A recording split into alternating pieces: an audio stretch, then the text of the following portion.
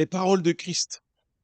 La semaine dernière, on a parlé des paroles de Christ. Pourquoi on en est venu à parler des paroles de Christ? Parce que la Bible nous déclare, nous dit, c'est l'apôtre Paul qui nous le dit, que la foi vient de ce que l'on entend et ce que l'on entend, c'est la parole de Christ, selon la version originale. On ne parle pas de parole de Dieu, mais on parle de la parole de Christ parce que Christ est la parole faite chair et qu'il est Dieu lui-même. Donc si on te dit ça vient de la parole de Dieu, il faut bien que la personne explique que cette parole de Dieu est la parole révélée par Christ, à travers Christ. C'est pas faux. Attention, il ne faut pas dire à la personne, ah, mais tu es dans l'erreur si tu dis la parole de Dieu. Non, c'est pas faux. Il faut comprendre que lorsqu'on parle de Dieu, on parle de Dieu manifesté en tant que Christ. On parle de Jésus venu en tant que Christ, le Christ. On parle de loin, de celui qui est envoyé, le Fils de Dieu, dont Jean nous dit qu'il est la parole faite chair, qu'il est la lumière qui est venue dans le monde. C'est de ça dont on parle. Parce que si tu viens et que tu me dis les 10 commandements, c'est la parole de Dieu qu'il nous faut suivre, je vais te dire, la parole de Christ, et c'est ce qu'on a vu la semaine dernière, nous dit que la loi, elle est là, que Christ n'est pas venu pour l'abolir, pour l'arrêter, mais pour l'accomplir. Et une fois qu'à la croix, il a été sacrifié, il a dit, tout est accompli. Ça veut dire que toute la loi a trouvé son accomplissement dans l'œuvre de Jésus-Christ. Et quiconque va croire en Jésus-Christ, désormais, suivra sans crainte toutes les obligations qui étaient liées à la loi. Et la semaine dernière, on a pu voir que dans le sermon que les hommes ont appelé le sermon des béatitudes et qu'ils ont limité dans Matthieu 5 du verset 1er au verset 12, quand on continue, on voit les paroles de Jésus-Christ qui s'adressaient à la foule et il va parler même de la loi. Et il va dire que cette loi, personne, rien, pas un iota de la loi, pas un seul trait de cette lettre ne disparaîtra sans que ce soit arrivé. Ça veut dire que en Jésus-Christ, quand tu crois en lui, tu as une obéissance. Normalement, tu es censé avoir une obéissance à la loi plus grande que ceux qui n'ont pas foi en Jésus et qui veulent suivre la loi. Parce que dans la loi, tout est question de sacrifice. Si tu prends le temps de regarder, tu as péché, il te faut faire un sacrifice. Tu as oublié une ordonnance, il te faut faire un sacrifice. Tu as manqué de respect, il te faut faire un sacrifice. En fait, tout ce que tu faisais était lié à des sacrifices. Et si jamais tu n'avais pas obéi à un point de la loi, si tu avais commis l'adultère, si tu avais commis le vol, si tu avais commis le mensonge, tu devais mourir. Et c'est en ce sens que lorsque Jésus vient et que lui-même est le sacrifice, premièrement, deuxièmement, il va mourir à ta place quand tu crois en lui, que tu viens et que tu intègres le corps de Christ, tu deviens membre de Christ, alors ça veut dire que tous les sacrifices exigés par la loi ont été trouvés parfaits pour toi en Jésus-Christ. Et que si tu avais commis des péchés, et c'est en ce sens que Christ a vaincu le péché, si tu avais commis des péchés ou connu le péché, ou si tu pèches encore, tu n'as plus à pourvoir un sacrifice, il a déjà été pourvu. Et la condamnation qui était prévue pour toi, Christ l'a reçue, puisque lui-même, il est mort pour nos péchés, passés, présents et à venir. Et c'est ainsi que tu vis dans une nouveauté de vie, libéré de la malédiction. Puisque je rappelle que dans Deutéronome, on voit les malédictions qui sont liées à la loi. On voit que si tu n'obéis pas aux ordonnances de la loi, la malédiction va venir te trouver sur ton chemin. Et si tu veux vraiment regarder dans Deutéronome, tu vas voir que si tu ne respectes pas, on peut venir, ta famille va être détruite, tes finances vont être détruites, ta ville, ton foyer, tout, si tu ne respectes pas la loi. Et c'est pour ça, si on reprend Matthieu 5, puisqu'on va continuer encore dans Matthieu 5, si tu reprends Matthieu 5 et que tu vas au verset 18, Matthieu 5, verset 18, Jésus dit, car je vous le dis en vérité, tant que le ciel et la terre ne passeront point, il ne disparaîtra pas de la loi un seul iota et un seul trait de lettre jusqu'à ce que tout soit arrivé. Celui donc qui supprimera l'un de ses plus petits commandements et qui enseignera aux hommes de faire de même sera appelé le plus petit dans le royaume des cieux. Mais celui qui les observera et qui enseignera à les observer, celui-là sera appelé grand, car le royaume des grand dans le royaume des cieux. Car, je vous le dis, si votre justice ne surpasse pas celle des scribes et des pharisiens, vous n'entrerez point dans le royaume des cieux. Qu'est-ce que Jésus dit à ce moment-là? Les scribes et les pharisiens, à l'époque de Jésus, étaient les garants de la loi. Pourquoi? Les scribes, premièrement, écrivaient sur des rouleaux les livres de la loi.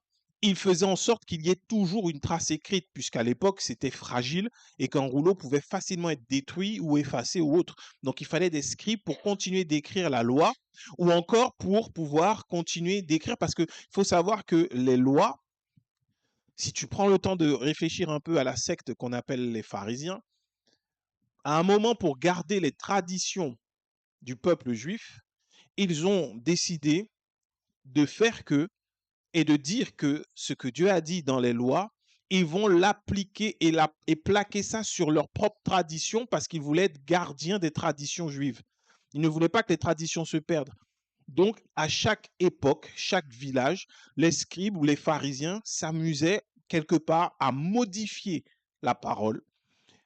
Si on te dit tu ne feras point de telle ou telle chose, ils vont prendre ce passage-là, ils vont l'accoler et ils vont trouver le moyen de faire que ça soit uni à la tradition.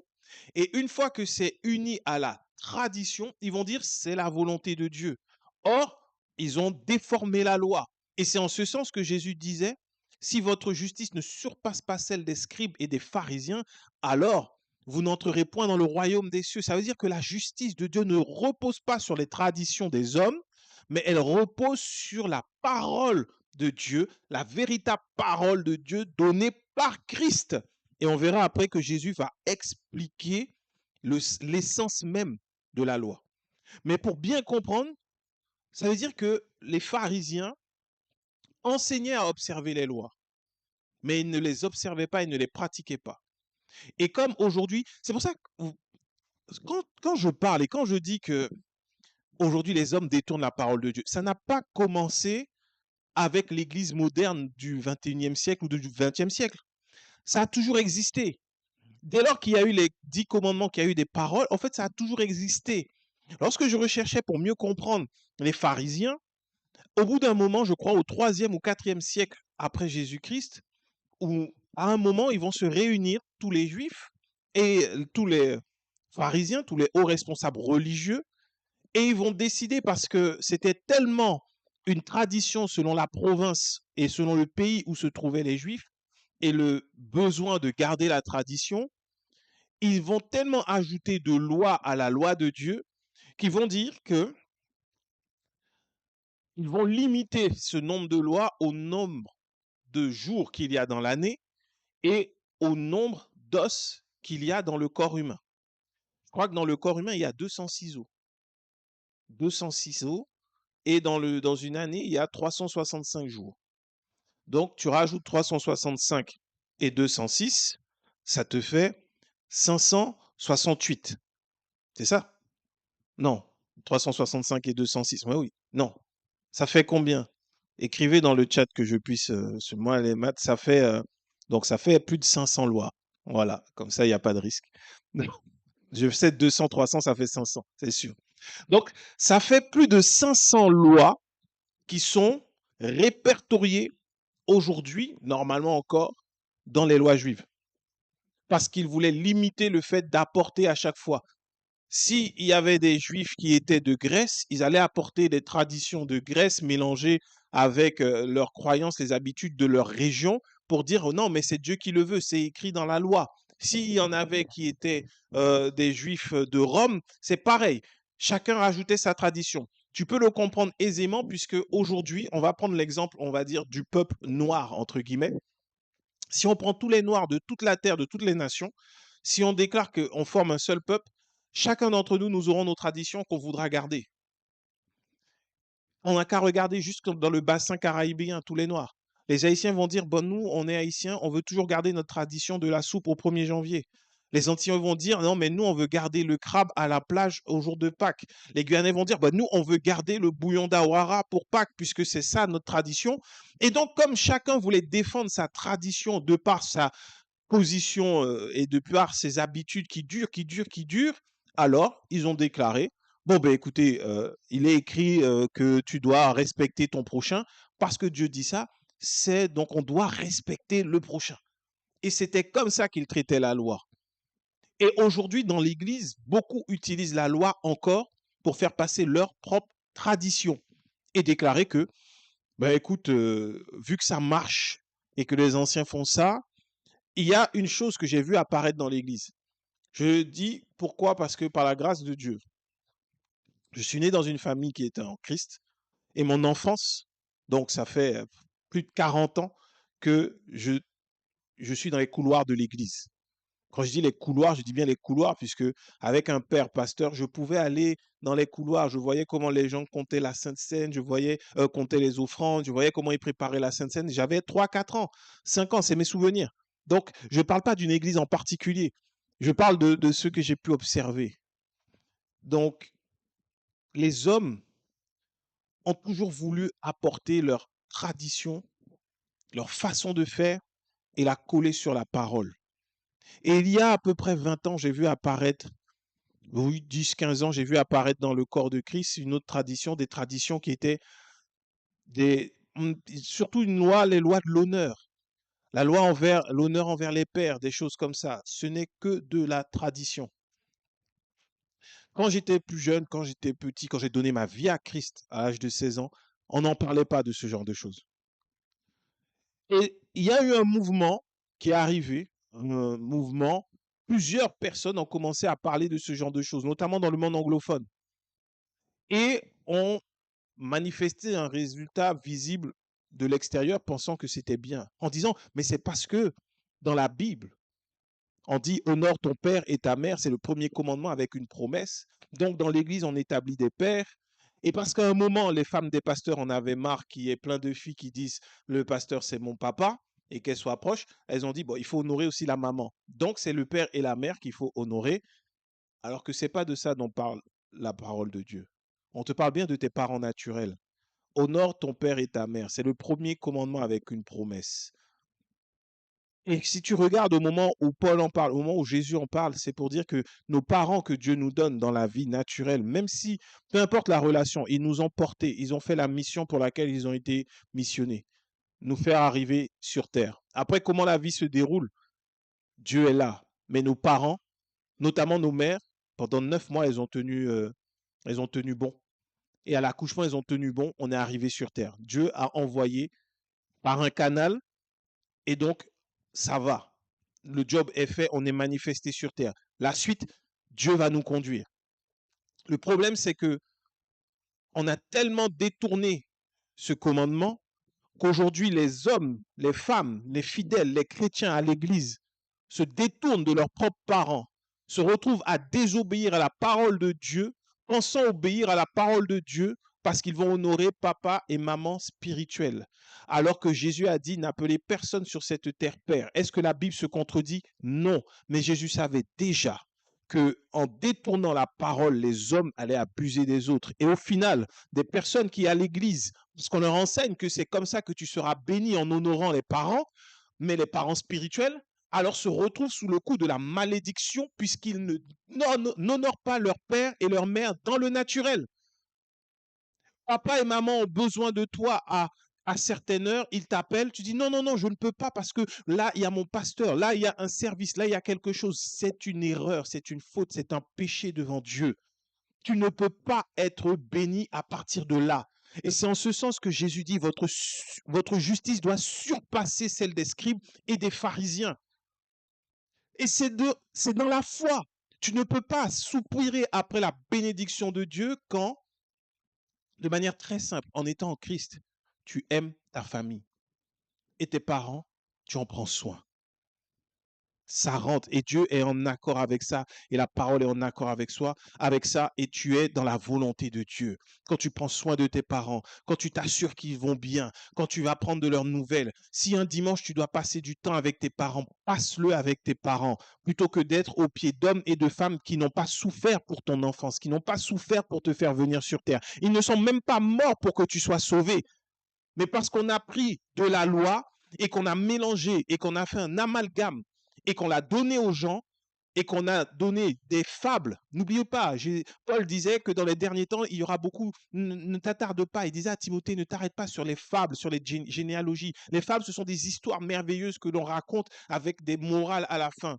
Il y a des gens qui viennent avec des fables. Moi, c'est parce que j'ai honoré mon pasteur, c'est parce que j'ai servi mes pasteurs qu'aujourd'hui je suis grand pasteur. C'est pas vrai. Les gens ne connaissent pas les histoires derrière. Il y en a qui sont devenus grands pasteurs juste parce qu'ils avaient des comptes et qu'ils donnaient de l'argent aux gens. Mais ça, les gens ne le savent pas, ne connaissent pas la vérité. Mais ils ont fait de ce que eux-mêmes ont appliqué des dogmes qui sont là et qui détruisent la vie des hommes. Puisque la loi, Jésus dit bien que rien ne disparaîtra. Ça veut dire qu'on t'enseigne partiellement une loi, tu commences à l'obéir, tu commences à l'écouter, tu commences à la mettre en pratique, sauf que tu désobéis à toute la loi, les malédictions viennent te trouver. Et on avait déjà vu ici, je ne sais pas l'objet d'aujourd'hui, on ne va pas retourner dessus, mais dans le livre de Deutéronome, il faudra chercher, je ne donne pas les références. Dans le livre de Deutéronome, tu y vas, tu regardes, et tu verras que il y a énormément de malédictions liées à la désobéissance de la loi qui aujourd'hui se manifestent dans la vie des chrétiens. Et on va te dire, pour justifier que ce genre de choses arrive, que c'est la faute du grand méchant diable. Et donc on donne du pouvoir au diable alors qu'il n'en a plus du tout. Quand Jésus, si on dit aujourd'hui que le diable a le pouvoir de te faire vivre une vie de malédiction, ça veut dire que Jésus à la croix n'a pas eu le pouvoir de le vaincre. Ça ne sert à rien de dire que tu es enfant de Dieu. Si tu es enfant de Dieu, le diable est vaincu dans ta vie. Si tu ne vis pas une vie de bénédiction, regarde plutôt la parole dans laquelle tu crois. Sur quoi repose ta foi? Dieu n'est pas un homme pour mentir, ni un fils de l'homme pour se repentir.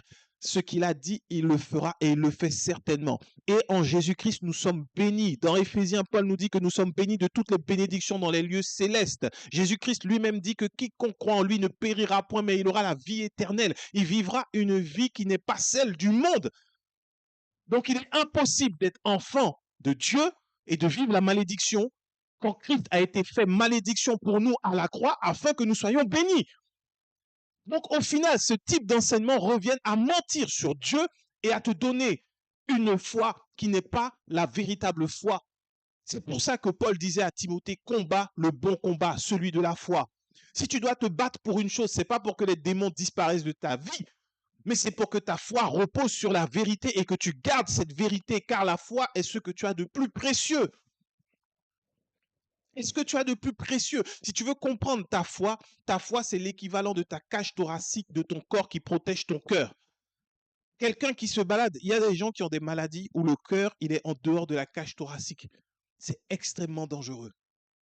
Elle peut mourir facilement. Il y a juste de la peau au-dessus. Et le cœur est en dehors. C'est une anomalie. Celui qui n'a pas la foi, qui repose sur la vérité de Christ, a le cœur en dehors de la cage thoracique, n'est pas protégé. Et tu regardes bien dans ces églises, hein, quand tu vas dans les églises, il y a combien de frères et sœurs qui te disent non, moi je suis blessé. Ils sont blessés parce que tel frère a parlé sur lui, telle sœur a parlé sur lui. L'autre là, il est blessé parce que le pasteur lui avait pas dit bonjour. Lui, il est blessé parce que le leader ne l'a pas pris sous son aile. Il n'y a que des personnes blessées, blessées, blessées, blessées. Pourquoi? Parce qu'ils n'ont pas la foi réelle en Jésus-Christ. Quand ta foi repose sur Christ, tu ne peux pas être blessé. Pourquoi? Parce que, un, la foi te protège. Deux, tu es baigné et rempli d'amour et que tu pardonnes et que ton cœur, tu le protèges par cet amour-là qui repose sur la foi en Jésus-Christ. Parce que tu es conscient que toi-même aussi, tu n'es pas parfait et que tu peux blesser sans le vouloir. Donc, quand un autre te blesse, toi, tu dis je pardonne. Parce que Christ, lui, m'a pardonné toutes les blessures que j'ai pu causer. Alors je pardonne. Et c'est sur ça que repose même la loi. Et que Christ dit tout est accompli quand tu crois en lui. Le but, ce n'est pas de prendre des lois, de la parole de Dieu, de la détourner et de dire ah ben c'est la volonté de Dieu. C'est en ce sens qu'aujourd'hui, enfants de Dieu, notre justice doit surpasser celle de tous les pasteurs que l'on entend, de tous ceux qui se disent grands. Notre justice est celle de Christ. En lui, nous avons été faits justice de Dieu. C'est en ce sens-là que Jésus-Christ le dit.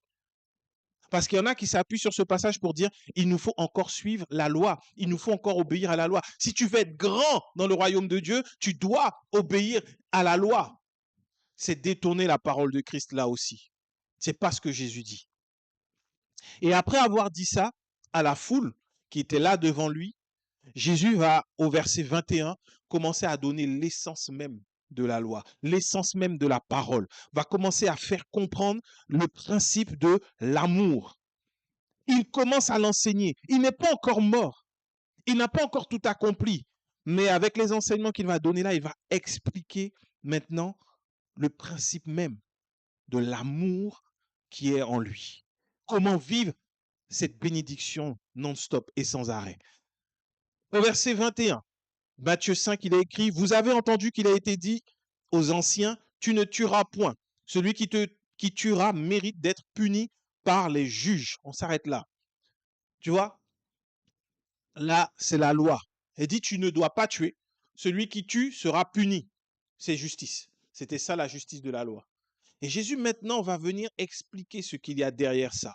Il dit au verset 22, mais moi je vous dis, quiconque se met en colère contre son frère mérite d'être puni par les juges, que celui qui dira à son frère Raka mérite d'être puni par le Sanhédrin, et que celui qui lui dira insensé mérite d'être puni par le feu de la géhenne. Stop. Waouh! Mais c'est extraordinaire ce que Jésus révèle.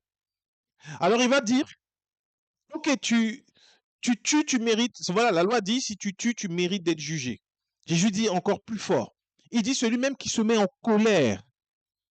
Nous qui avons des frères et sœurs, qui s'est jamais mis en colère contre son frère ou sa sœur depuis qu'il est né de nouveau? Je ne parle pas de l'enfance, parce que sinon on est tous coupables.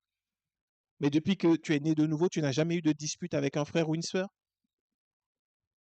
Je te laisse réfléchir. On dit bien son frère. Et on n'a pas précisé son frère de sang ou son frère en Christ. Hein. On dit juste son frère. Donc tu rentres dans toute la famille de Christ. Tu te mets en colère seulement, tu mérites d'être puni par les juges. Juste parce que tu t'es mis en colère contre ton frère. C'est juste ça. Il n'y a pas autre chose, juste contre ton frère. Là, on parle de jugement juste pour ça. Après, celui qui lui dit même Raka, en gros, c'est un peu une insulte. Tu mérites d'être puni par le Sanhédrin. Le Sanhédrin, c'est quoi? Le Sanhédrin, c'était le grand tribunal des Juifs à l'époque, des notables juifs. Le Sanhédrin, c'était ce tribunal-là. Et ensuite, celui qui lui dira insensé mérite d'être puni par le feu de la géhenne. Tu te rends compte? Jésus dit tout simplement que si tu n'appliques pas, tu aimeras ton prochain comme toi-même, tu ne peux pas hériter du royaume des cieux. Tout simplement. De manière très simple. La loi dit, ne tue pas. Donc, tant que tu as de la colère dans ton cœur contre ton frère, tu es fâché, tu l'insultes et tout, tu n'es pas en désaccord avec la loi. Mais Jésus explique que notre justice va surpasser celle des scribes, des pharisiens, quand dans ton cœur, tu aimeras ton prochain comme toi-même. Et que tu ne garderas pas du ressentiment, de la colère, de la haine envers ton frère. Parce que ça, là, t'empêchera de vivre la joie de se retrouver dans le ciel. Tu as de la colère, de l'amertume, du ressentiment contre ton frère. Sache que tu ne peux pas rentrer dans le royaume des cieux. Le feu de la géhenne. Tu vois? C'est ce que Jésus explique. Parce que, pour comprendre le mécanisme encore, quand tu te retrouves en Christ, toute la loi est accomplie. Et Jésus a résumé la loi par tu aimeras ton prochain comme toi-même. Tu aimeras le Seigneur ton Dieu de tout ton cœur, de toute ton âme, de toute ta force. Et tu aimeras ton prochain comme toi-même. Comme toi-même. Et Jésus va expliquer le principe de comme toi-même. Ça veut dire que même ta colère, lorsqu'elle vient, avant de la retourner contre ton frère, contre ta sœur, tu la présentes à Dieu, qu'il la traite afin que toi, ce que tu donnes à ton frère ou à ta sœur, c'est l'amour en retour. Ton frère est venu t'insulter, il est venu te chercher, il est venu te provoquer la colère. Et c'est pour ça qu'on a le Saint-Esprit qui habite en nous, pour que cette colère soit tout de suite aspirée par lui. Il ne faut pas la prendre sur toi. Tu dis Saint-Esprit en toi. Tu vois, là, je sens que la colère monte. Prends le contrôle parce que moi, je veux aimer. Voilà la nature qui m'anime. Je veux aimer en retour. Alors, tu vois, la personne te cherche, elle te pique, elle donne des paroles. Garde le silence et au fond de toi, tu pries et tu dis, Seigneur, donne-moi une parole d'amour pour que ça ne puisse pas aller plus loin encore. Et si ton frère, lui, il est en colère contre toi, a quelque chose contre toi, c'est plus de ta responsabilité. La Bible dit, ne devez rien à personne si ce n'est de vous aimer. Que l'on puisse nous aimer tout simplement. Et s'il y en a qui ne t'aiment pas, c'est dans la mesure où ça dépend de toi. Si ça ne dépend pas de toi, tu ne peux pas aller dans le cœur de quelqu'un et de lui dire, tu dois m'aimer. Mais toi, tu réponds toujours à la colère, à la haine, à la rancune par l'amour. Toujours. Toujours. Et c'est là la force que nous donne le Saint-Esprit. La force que nous donne l'Esprit de Dieu, ce n'est pas une force pour parler en langue toute la journée et puis faire tomber des gens. Ce n'est pas ça. Mais c'est une force pour gérer les mauvaises émotions lorsqu'elles viennent. Tu as l'Esprit de Dieu qui est là. Il est le consolateur. Au-dedans de toi, la personne va peut-être te blesser, mais toi, tu ne blesseras pas en retour parce qu'à l'intérieur de toi, tu es consolé par l'Esprit de Dieu. C'est là l'importance de la relation avec Dieu, une relation personnelle. Je vais faire une parenthèse. Alors que je repensais encore à ces messages, que je réfléchissais à ça, et même hier, je parlais avec un frère. On a reparlé un peu du message de la dernière fois. Est-ce que quelqu'un a lu dans la parole quelle était la vie personnelle de Paul avec Dieu? Quelle était sa relation personnelle? Est-ce que tu sais à quel moment Paul se réveillait pour prier? Est-ce que tu sais comment Paul menait sa vie spirituelle? Tu sais pas. Parce que Paul a toujours enseigné Christ. Paul n'a jamais enseigné Paul. Paul n'a pas dit, faites comme moi, levez-vous le matin, priez. Le soir, jeûnez. Il n'a jamais fait ça. Il a toujours conduit les enfants de Dieu à développer une relation personnelle avec Dieu lui-même. C'est pour ça que Paul est en mesure d'enseigner marcher selon l'esprit. C'est pour ça qu'il était en mesure d'enseigner la grâce même de Dieu. C'est pour ça qu'il était en mesure d'enseigner les enseignements sur la Sainte Seine. C'est pour ça qu'il était en mesure de parler de l'amour de Dieu. C'est le reflet de ce que lui échangeait avec Dieu, mais à aucun moment il a dit faites comme moi, levez-vous tous les jours à 6h, à 8h. On le savait pour Jésus parce que Jésus était observé par les apôtres et que les apôtres en ont témoigné dans les évangiles. Mais Jésus lui-même n'a jamais dit bande peu de foi, pourquoi lorsque moi je me lève prier, vous priez pas? Pas du tout. Jésus allait seul prier. Il avait son habitude, sa relation avec le Père. À un moment donné, il a demandé du soutien à ses apôtres parce qu'il allait vers la croix. Il leur a dit, ah, mais vous ne pouvez pas veiller 1 heure avec moi. Mais à aucun moment, il leur a dit, c'est ce que vous devez faire. Ne nous laissons pas avoir dans notre relation avec Dieu. Elle est personnelle. Quand tu te lèves pour prier, ça te regarde toi. Ça marchera pour ta vie parce que Dieu veut faire avec toi et personne d'autre. Ce que toi, tu as reçu du Seigneur pour ta vie personnelle, spirituelle, tu dois le faire. C'est entre lui et toi. Ça ne regarde même pas ton conjoint, ta conjointe. Tes moments personnels avec Dieu, ils sont pour toi et personne d'autre ne peut y être invité. C'est toi et Dieu. Un point, un trait. Si maintenant je me lève et je vous dis, commencez à faire comme moi. Tu sais ce que je fais quand il y a tel ou tel problème? Alors je fais ci, je fais ça. Je ne suis plus en train d'enseigner Christ. Je suis en train de faire de vous mes disciples à moi. Or Dieu, Christ nous a dit, faites de toute la nation, de toute la terre, des disciples de qui? De lui. Donc c'est lui qu'il faut enseigner. C'est sa volonté qu'il faut enseigner. C'est l'Esprit de Dieu qu'il faut suivre. Ne te laisse pas avoir par des hommes qui imposent leur religion. Parce que ça devient religion. 1 fois par mois, tu dois jeûner. Toutes les semaines, non. Même pour prier en langue, Paul n'a pas dit, lorsque vous priez en langue, faites-le comme ça. Il dit de le faire beaucoup. Lui, il prie en langue, de le faire beaucoup. Il a cadré les choses. Mais on doit dépendre de Dieu, dépendre de son esprit, dépendre de la parole. Parce que le danger derrière, c'est que tu ne dépendes plus de l'Esprit de Dieu, que tu dépendes des paroles des hommes. Et c'est ce que l'on voit aujourd'hui dans les églises. Les hommes ne savent plus dépendre de Dieu, mais dépendent des jeûnes et prières de leurs églises, dépendent des moments de prière de leur église, dépendent de l'onction d'un homme. C'est une insulte envers le sacrifice de Jésus. Tu insultes le sacrifice de Jésus lorsque tu fais ça. Tu as l'Esprit de Dieu, tu as tout à ta disposition. Ne laisse pas un homme te dire comment faire. Tu ne sais pas, tu parles simplement. Seigneur, aujourd'hui je veux te connaître. Enseigne-moi, conduis-moi, emmène-moi plus loin encore. Voilà ce que je veux savoir de toi. Je veux comprendre, mais pourquoi? Si tu as des questions, demande-lui. Et il va te conduire. Il va te conduire. Il peut te réveiller la nuit pour prier. Ça ne veut pas dire que c'est comme ça qu'il faut faire pour d'autres. C'est toi et lui. Il peut te réveiller. Ça peut être le matin, ça peut être à un moment au travail. Il peut faire monter en toi des chansons. Il peut faire monter en toi des songes. Il peut faire beaucoup de choses, mais on le limite à ce que les hommes disent de lui. Ne laisse pas que l'expérience d'un homme devienne l'enseignement de ta vie, mais que ta vie soit le témoignage de ce que l'Esprit de Dieu fait avec toi. Jamais, jamais, au grand jamais, on doit témoigner de son expérience, qu'on doit enseigner son expérience. Tu dois témoigner de ton expérience aux hommes, mais ils doivent rencontrer Christ. Mais de dire, ah, mais il faut prier le matin, il faut lire. Non, non. C'est pas comme ça que tu deviens victorieux, c'est pas comme ça que tu vis une autre vie. Que tu veux vivre la vie avec Christ dépend de lui, dépend de son esprit. Tu aimeras ton prochain comme toi-même. Voilà ce qu'il nous a dit. Et au verset 23, Jésus va plus loin dans Matthieu 5 en disant, si donc tu présentes ton offrande à l'autel et que là, tu te souviennes que ton frère a quelque chose contre toi, laisse là ton offrande devant l'autel et va d'abord te réconcilier avec ton frère, puis viens présenter ton offrande.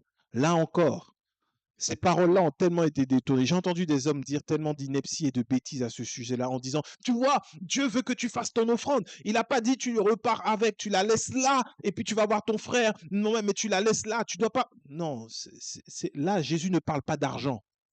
Jésus explique que ton offrande ne saurait en rien avoir de la valeur et être agréable devant Dieu si tu es en froid avec ton frère ou ta sœur. Et si on enseigne ça dans les églises, il y a beaucoup d'offrandes qui ne se feraient pas les dimanches.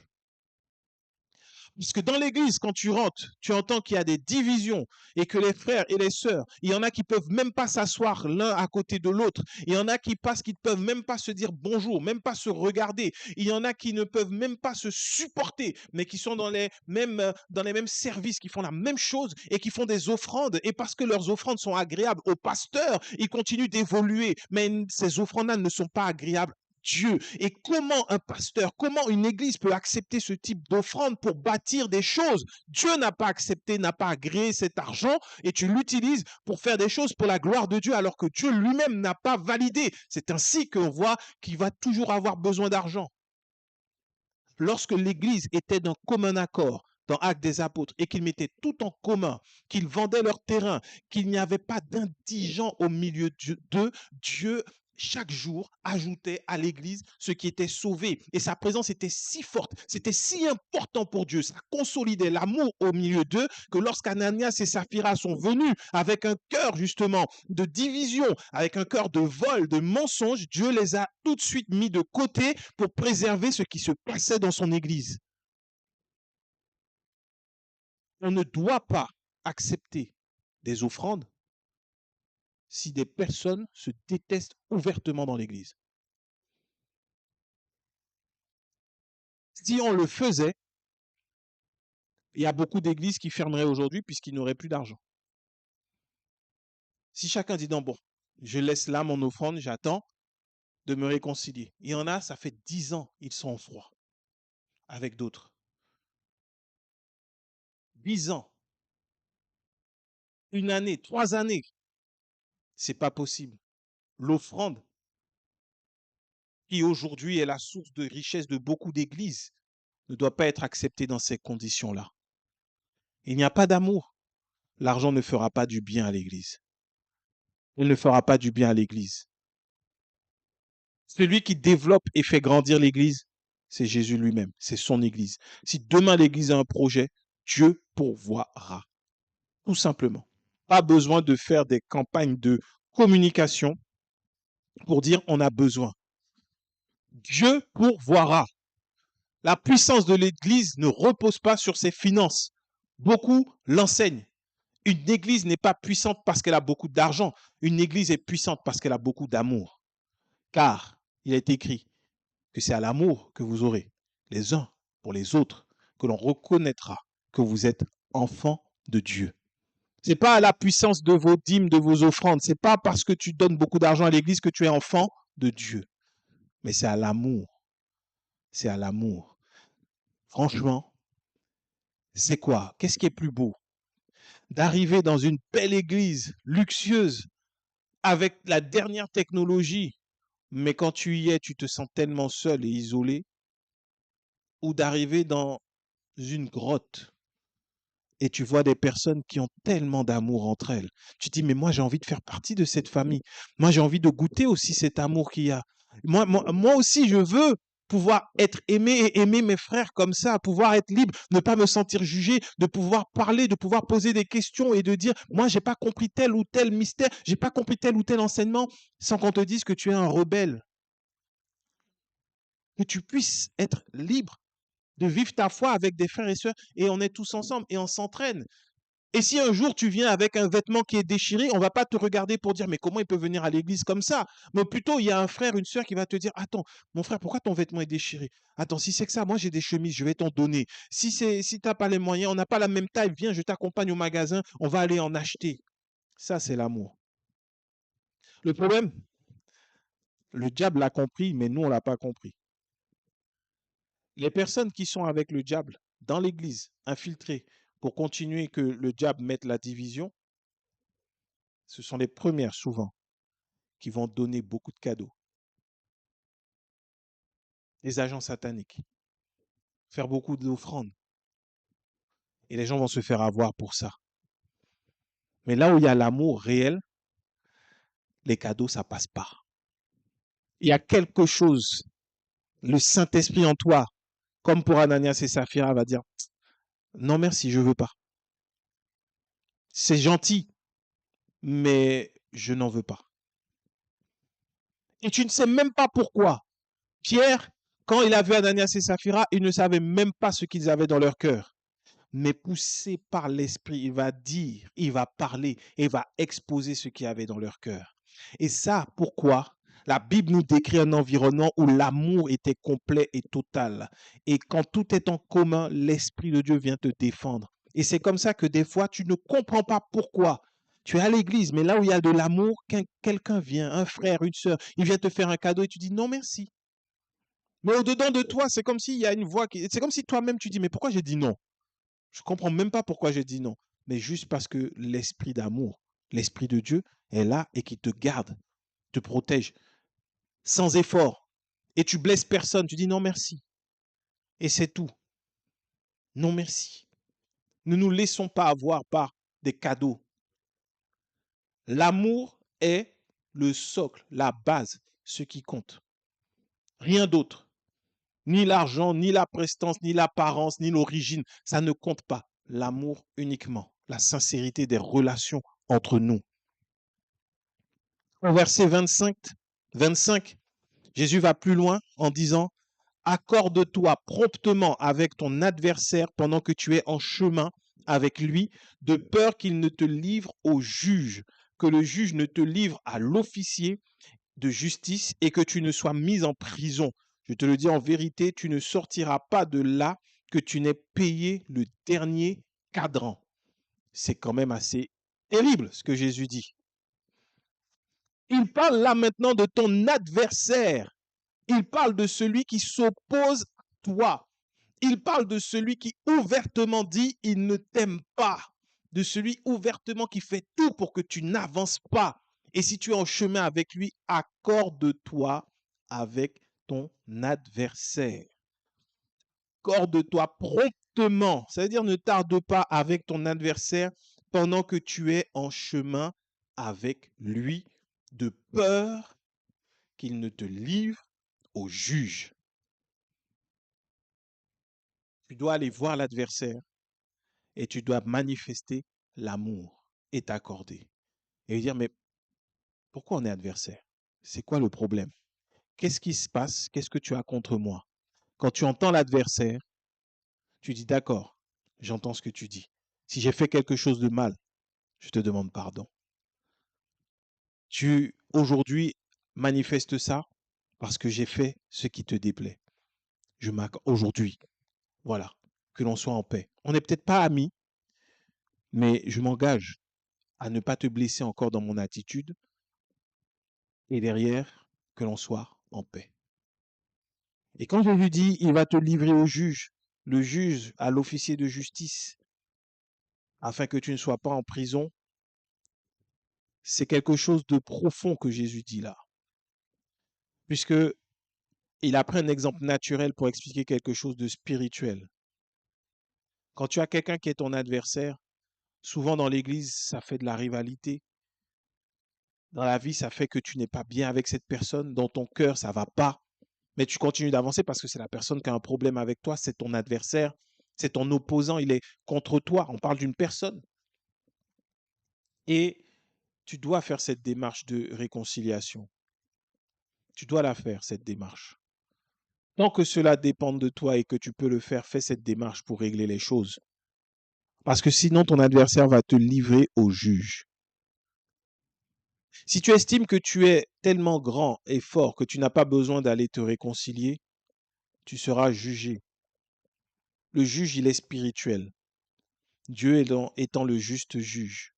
Et lorsque tu es jugé, on ne va pas juger sur la base de la loi qui est inachevée et inaccomplie, mais on va s'appuyer sur la base de la loi qui est achevée et accomplie.